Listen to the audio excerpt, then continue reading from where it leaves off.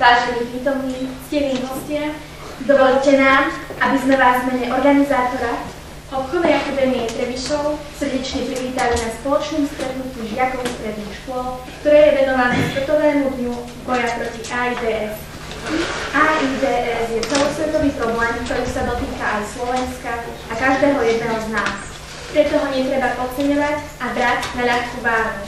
Už pri prezentácii vám boli pripnuté červené stužky ako symbol boja proti chorobe AIDS a ako symbol Svetového dňa boja proti AIDS, ktorým je 1. december. Prečo sme sa tu dnes vlastne stretli? Naša kampaň je zameraná na zvýšenie informovanosti o HIV a AIDS, pretože to je najúčinnejší prostriedok boja proti AIDS. Veď posledné prieskumy a štatistiky hovoria, že AIDS zabije do roku 2012 polovicu 15-ročných mladých ľudí v Zimbabwe, Botswane a Južnej Afrike, ak sa rýchlo niečo účinne neurobí. O slávnostné otvorenie podujatia Červená stužka prosím riaditeľku Obchodnej akadémie v Trebišove inžinierku Marcelu Rabatinovú.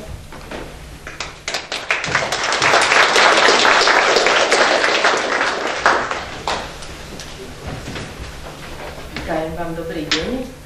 A dovolte mi, aby som vás všetkých srdečne privítala na tomto stretnutí, ktoré organizuje naša škola v spolupráci s Ministerstvom školstva, tak ako naše moderátorky už povedali, pri príležitosti Svetového dňa boja proti AIDS. Ďakujem vám, že ste prijali toto stretnutie a prajem vám príjemne strávené dopoludne. A nasleduje prednáška spojená s besedou o HIV a AIDS. A preto odovzdávam slovo doktorke Ľudmile Pintovej z Regionálneho úradu verejného zdravotníctva zo sídlom v Trebišove, ktorá nám túto problematiku rozoberie a poskytne podrobnejšie informácie.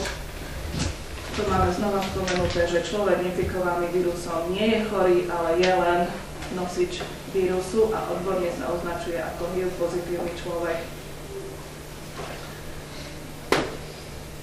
Tuto som je len obrázok čiže aby ste videli, že naozaj tieto bunky tieto vírusové častice musia napadnúť bunky, ktoré majú tie CD4 receptory.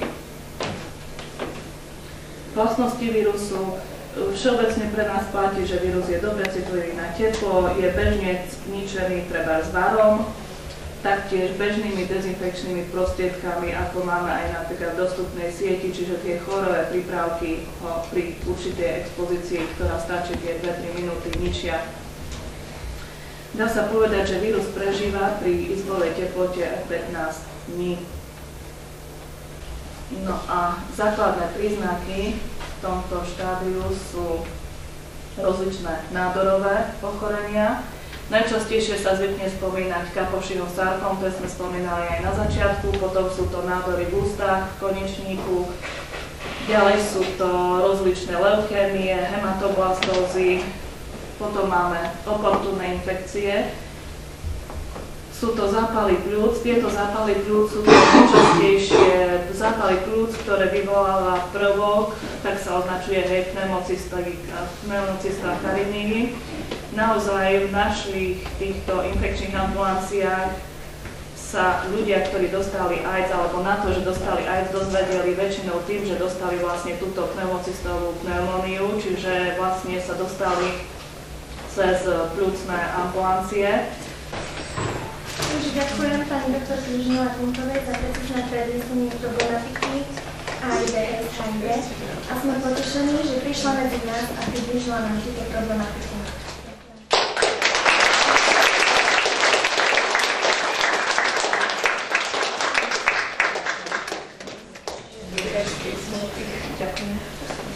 Nasleduje vyhodnotenie súťaže v tejto prezentácii na tému Mládež a AIDS.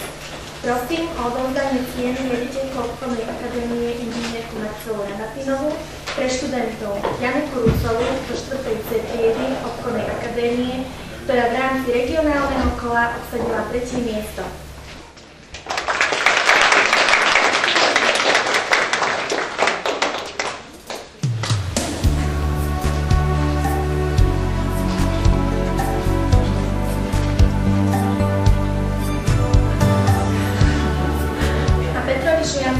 Taktiež zo 4. C triedy Obchodnej akadémie, ktorý získal cenu riaditeľky Obchodnej akadémie.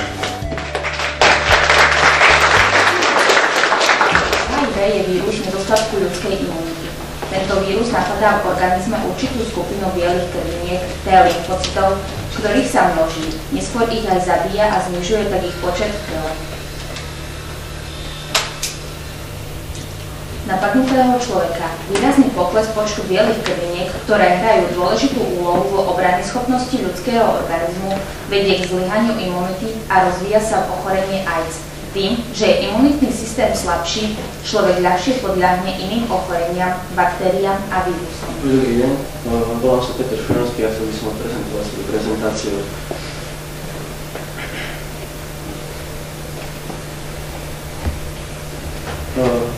Na začiatok, čo je AIDS, bolo to tu už spomenuté, ale AIDS, čiže syndrom získanej imunitnej nedostatočnosti, je infekčná choroba vírusového pôvodu. AIDS je charakteristickým postupným oslabovaním imunitného systému, ktorého funkčnosť nakoniec poklesne na toľko, že sú mu nebezpečné také typy infekcií alebo zubného bujnenia, ktoré sa u zdravého človeka vôbec nevyskytujú, napríklad zápal pľúc. Pôvodcom choroby sú dva kmene vírusu ľudskej imunitnej nedostatočnosti, čiže HIV, ktoré patrí k retrovírom. Dnes už vďaka testom skoro vôbec nedochádza k infekcii transfúziou krvi, no i napriek tomu je táto forma prenosu možná. Najväčšiemu množstvu obmien dochádza v géne kodujúcom proteínu GP120. Tieto mutácie môžu meniť štruktúru proteínu.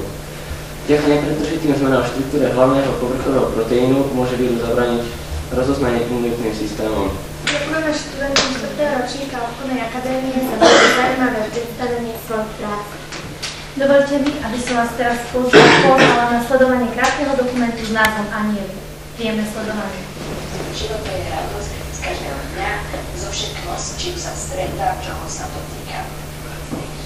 Aj keď vidím veľa smrti, ale život je pre mňa taký úžasný dar Boží a my si ten dar vôbec neuvedomujeme ani vážne.